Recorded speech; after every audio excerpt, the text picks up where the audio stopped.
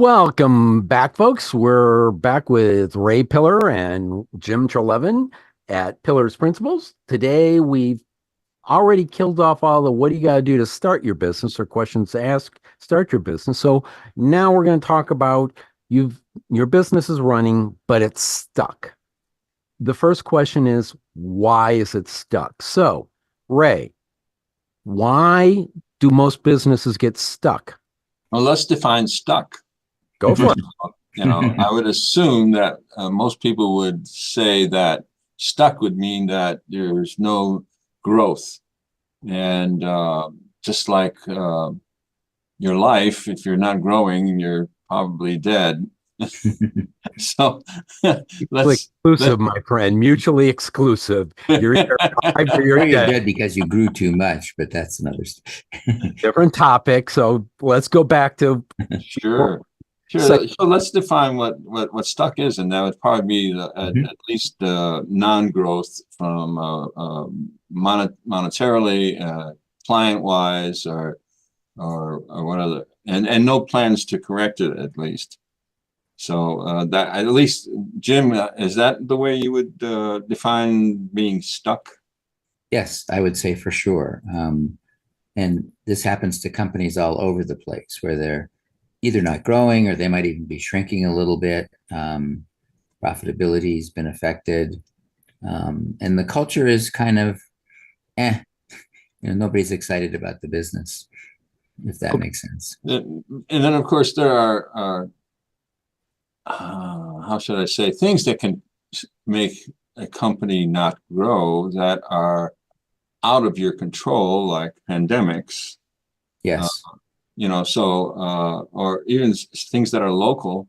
Maybe a new company has moved in. It's has competitive ideas against your company, so that would cause you not to grow, at least temporarily.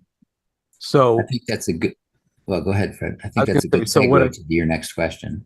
Well, so what I hear is that a black swan event, pandemic, airstrike, earthquake, something like that happens, and you have to recover. Yes. Competition comes in. Okay. One thing that popped into my head, and this is when I want to drill into a bit more detail, is you've literally reached the limits of your potential client base. As a franchisee, you have territory. So literally you could have maximum penetration of your client base, your territory, and be stuck, correct? Absolutely. Yeah. All right. So we got 3 topics there that I'd like to drill into. Yeah. Give an example of a company you've seen that has been hit by that, we'll say the black swan event, and either the example should either be where they failed to survive the ugly or the bad, or what they did to survive to get past it. Which one of you wants to go first? Well, I think the quick food industry was really hit hard during the pandemic. But at the same time, you saw a lot of them folding, but then quite a few were surviving as well. So what I think is it'd be a good idea to try to find out why they survived. Right. Jim, do you have any insight on that? I don't have a good franchise example, but I'll give you an example. And it's in the software industry where a very large software company had not been growing for 10 years and was bleeding seriously. And the opportunity for their customers were very large companies, American Express, Prudential, Citicorp, that were basically running their business with this company's software. But it was really old software. And a bunch of, and this is the new entrants case that you guys mentioned, a lot of new entrants into the space with much newer technology. Okay. So the companies that they were serving, like, are we going to throw these guys out, or what are we going to do? So the question was, the growth challenge in this case was the lots of competition out there, not any really large companies that would be available to sell new business. So here's the clue, which would work in some cases for franchises as well, is let's sell more to each customer. And so the solution there was, and it's the ERP business where there are lots of consulting firms that make a lot of money off companies like SAP. But there weren't companies doing this, but this company, which was originally much larger than all those companies, started to do internal services businesses like Accenture, and added that product to the business line, which could be sold into the existing customer base, and got back to growth. Oh. The other issue there was the tech issue, which may be relevant for the audience or not, but those companies had very modern software, fancy interfaces and all that. And this company had character-based stuff that you see on TV and old movies. And they were sort of trying to build a competitive product themselves, which we stopped, which is how we got back to profitability. But the solution was so simple, was to put basically a browser front end on this very powerful, solid software. It looked modern instantly, and everybody was happy. It cost almost nothing to do. So, you know, Wow. It went on to do very well. It got back on the growth path with the one strategy and maintained the customers with the other one. So it sounds like if I understood that right, they did two things. One, they updated one way or another their current product offering. Right. And two, they built basically new services that they could sell into the existing customer base. Right. All right. Exactly. So and so in that they were getting their lunch handed to them by their competition, they came up with new offerings and said, we'll help you with this. We'll be more helpful effectively. And by the way, here's our new version, Windows Vista. Sorry. Looks very fancy. Oh, could have thought of a better one. Windows Bob. Yeah. Oh, that's even better. But you know, it was they were in tough position, and then went on to thrive and actually became the basis for one of the largest companies out there in the market now. So so that also kind of answers that third. So there's the black swan, there's the competition, and then there's the you've already maximized your current penetration into your audience, your client base. So literally the answer to that one is figure out what else to sell them. Exactly. Yeah. And that's the piece I think that's relevant for franchises as well. Okay. So, all right. If we figured out that this is one of those things of why somebody's business is growing, are there any other reasons? I mean, those are three things that I would say are kind of external factors. What internal factors will keep companies from growing? A lot of things, actually. The top three. Okay, I'll give you number one, and I'll give an example again. A company that was actually publicly traded, fairly good sized company with very large supply chain software to very large customers, Home Depot, Boeing, GM, Chrysler. And the issue for this company was virtually all internal. The culture was to view the customers as an annoyance to be ignored or gotten rid of as soon as possible. And you can't do that with those big companies. And they were doing it. So the culture had gotten pretty bad. It was completely internal. And they neglected the product too, which was actually caused by that same internal issue. They were not being responsive to the customers. And so the trick there was change the culture. And the company had been shrinking and was losing money hand over fist, of course. I knew you were going to come to the C word, Ray's favorite word. Which one? C, culture. Culture. Yeah, it is. And it, it clearly was the case. Now, what I would have thought, having gone in there and not knowing where the men's room is in a week and having to make a bunch of changes, is that cultures are generally difficult to change. Now, it turns out, and we can talk about the change process in a lot of detail, but I couldn't figure out. We had to reduce the size of the company by 40% to survive, and because you're public, you don't have ready access. In the market at the time, you didn't have ready access to capital. So, and it had 2 months, so had to reduce it.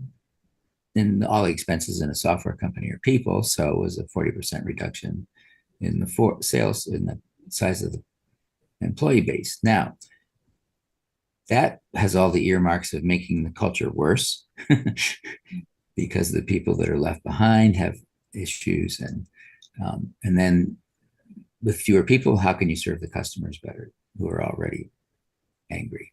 So I was going to say something else, but anyway, now it turns out, not knowing, turning that challenge over to a small group of employees, somebody from every department, a frontline engineer, frontline salesperson, a frontline support person, and the management team, and say, we got 2 seconds to figure this out. Let's do it.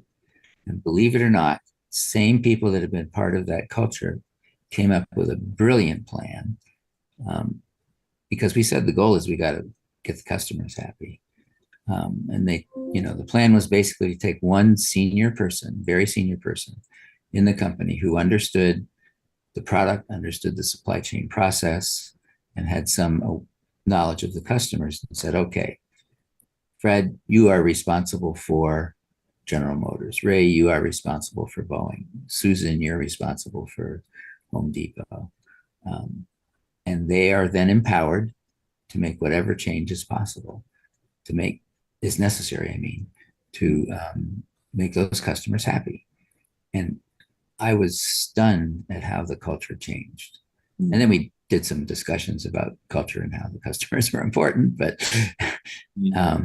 empowering is powerful. So important. Oh God, made all the difference in the world. And it turned around, got back to growth and profitability, and did very well.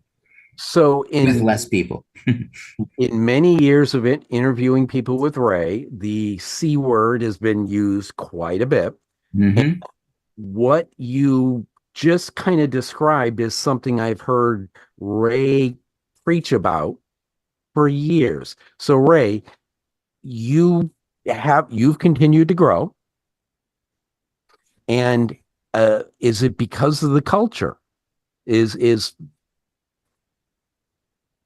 Well, I want to when Jim was talking, I wanted to cite an example of a vendor that we've used for probably about 10 years, and every time we would call the vendor because we were having a problem with the product, it was, okay, what's your name, what's your address, what's your first child, and then that information was passed on to another person who basically asked you the same information, and then that was passed on to someone who says, okay, what's the problem? Well, I'll have to pass that on to tier 2 or tier 3. And it's like, Yep. So we've we all experienced switch to a different vendor, and a couple of weeks after we switched, I get a letter saying that company I was originally with is going into Chapter 11. So, you were not surprised. Yeah, I'm not surprised. So it just doesn't take much to care about your customer or your client. It doesn't. In our case, when a client calls, the customer representatives immediately see their screen on their computer.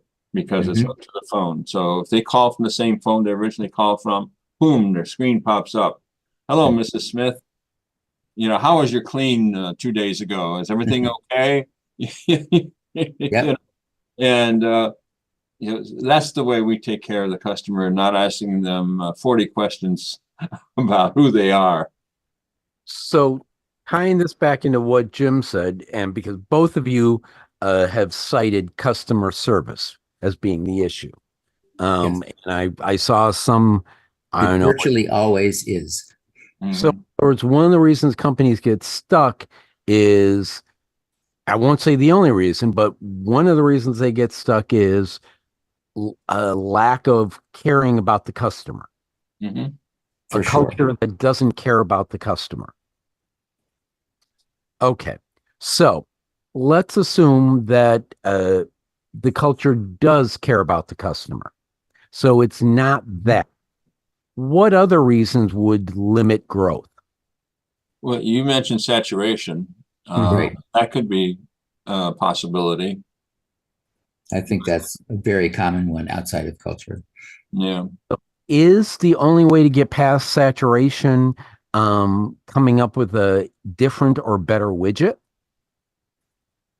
In the case of what Jim mentioned, and yes, I think that definitely they came up with some new ideas on their existing product, which enticed the existing customers, existing base. Yes, that's right. Or more widgets is the second one. Yeah. Yeah. Okay, so either improve the current one or diversify the product offering. Bingo. Yep. Yep. All right. So we've dealt with the Black Swan event. We've dealt with the constrained audience. What other reasons might there be why a company's stuck? Price. Yeah. Competition is lowering their price, and that's something that you need to find out quickly. So if it's price, that seems to indicate so what I always told is you never want to compete on price, because then you're a commodity. And if you're a commodity, you're not going to keep people a long time, because they're always going to go to the cheapest price. Right. So, well, not always, but more often than not. Yeah. Well, there's within reason. I mean, we're not going to lower our prices down to what you're going to pay your neighbor to do the same work. Right. Because you just need to make sure the value is commensurate. Yeah. So there is value in what we're charging. So in other words, you need to if on this topic, if you're losing customers on price, it sounds like the issue is you're not communicating the value you're bringing. That could be, yes. Yeah. And it might not be more than a communication issue, but communication. Yeah. You did not set their expectations. Right. Are there any other reasons why a company can be stuck?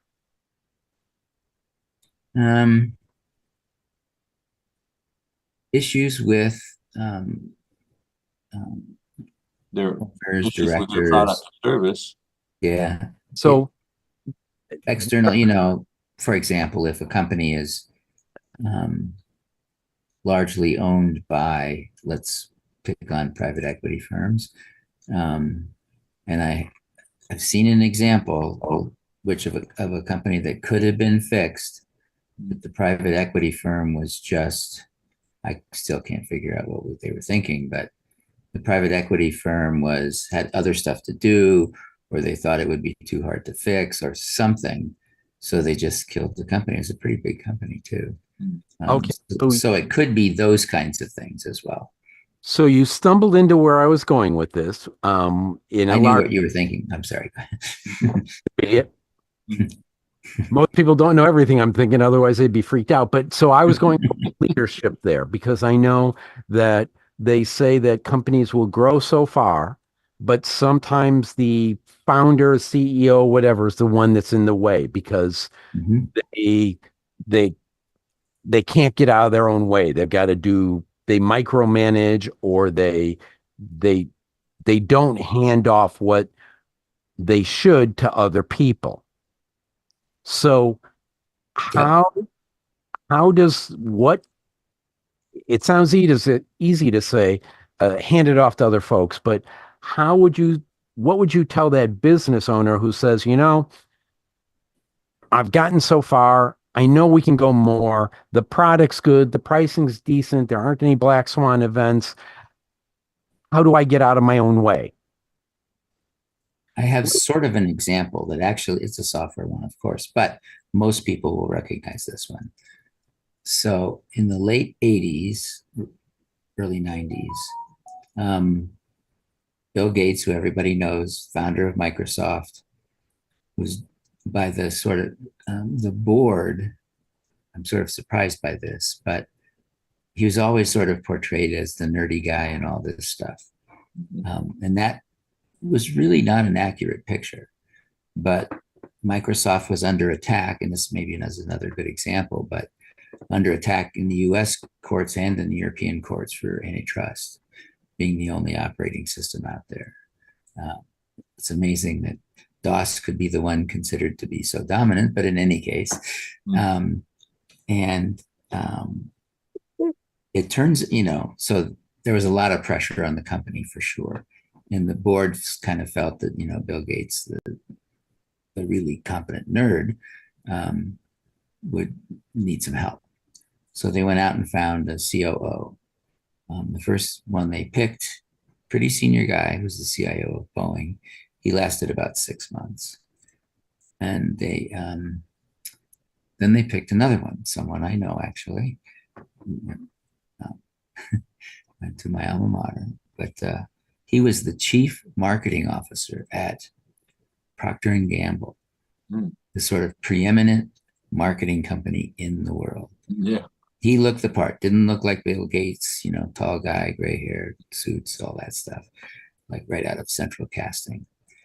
His name is Bob Herbold. That's public information. So anyway, so he went in, and I wasn't in all the meetings or anything, but he was able to support Bill Gates, not supplant him.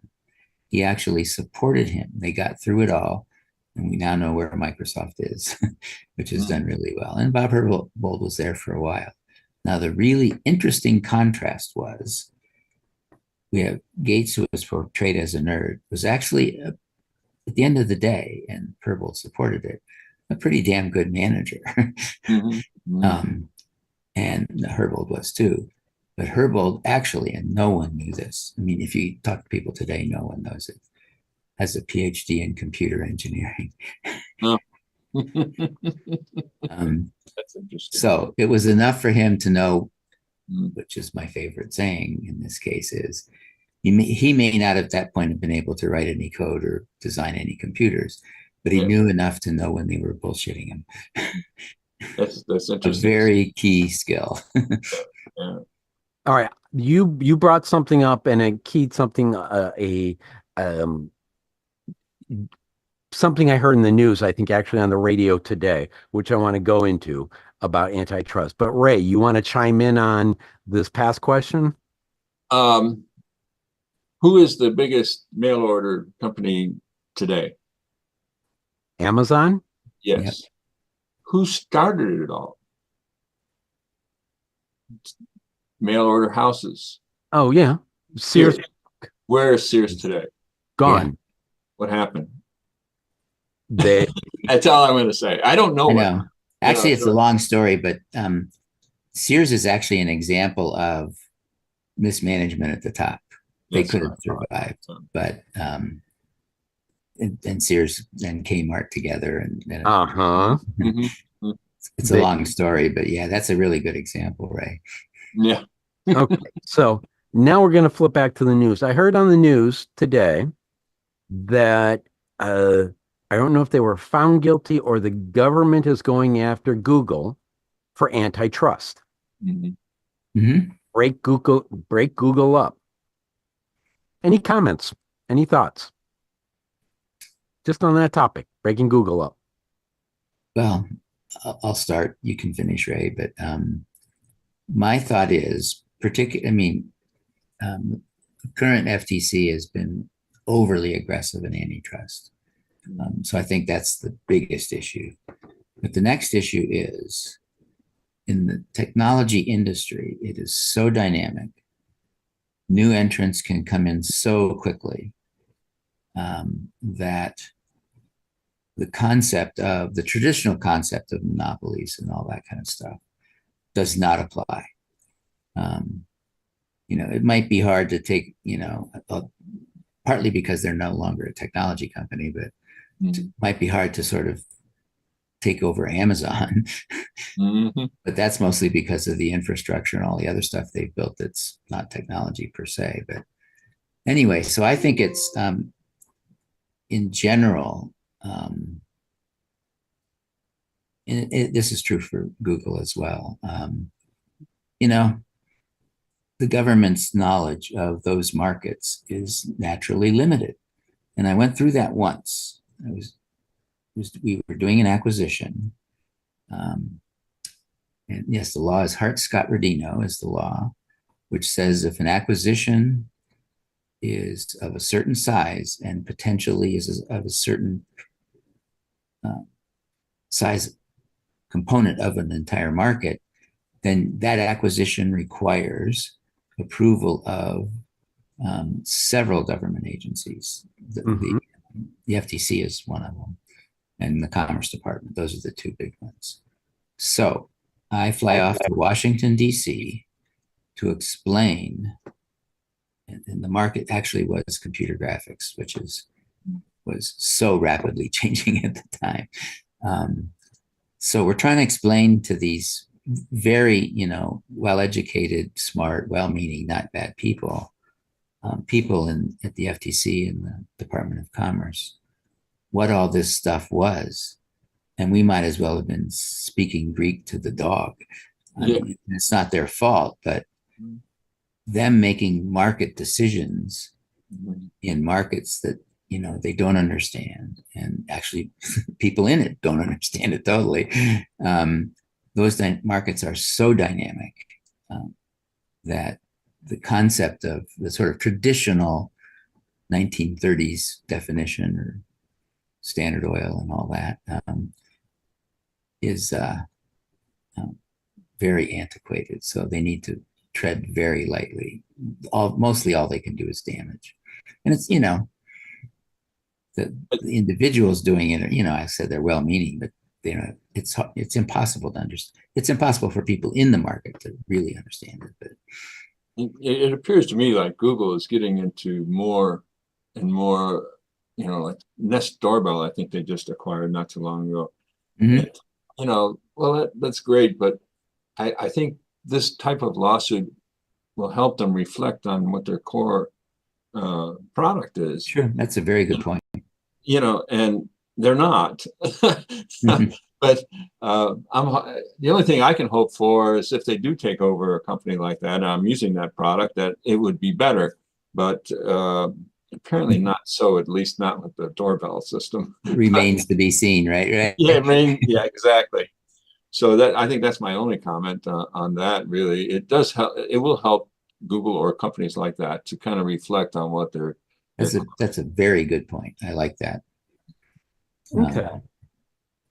I have a little bit of a natural distrust of government bureaucracies, but that's okay. I mean, it's not the individuals. Like I said, they were smart, well-meaning people, but and then the next day they're going to be talking about some other, industry that's equally complex and totally different. So, and what are the scariest words known to man? I'm from the government, and I'm here to help. So scarier is I'm here from the government. I'm here to screw you over. Which if they're breaking up Google. That's a given. And honestly, I think Google is, with their AI offerings over the last 6-8 months, I think they're doing more to screw themselves up than the government. And I was going to mention that, the AI stuff too. So, all right. So just as a quote soundbite, what's the last piece of advice you're going to give to somebody who's got a small business and who's stuck? Jim, let I would say Ray have that. I would say the first thing is, if you follow the stuff we've been talking about, there's almost no business that cannot be fixed. Okay. There are certainly going to be exceptions, but I think, it's the glass half full, not the glass half empty. Mhm. If you follow a good plan, and analyze where you are and figure out what can address it, you'll be fine. Okay. Ray, your last thoughts. So the C word, start taking a look at Good your one. culture. Many people think, well, I've got everything set and I'm just going to, float along. But if you don't dive in once in a while and take a look and see, maybe something has changed that you're not aware of. Yeah. So you need to get in there once in a while and just take a look and see what's going on. Yep. Excellent, gentlemen. Thank you. So we'll be back again next week, folks, with another episode of Pillars Principles, and we'll continue the discussion of how to grow your business now that you've got one. Have a great week, folks.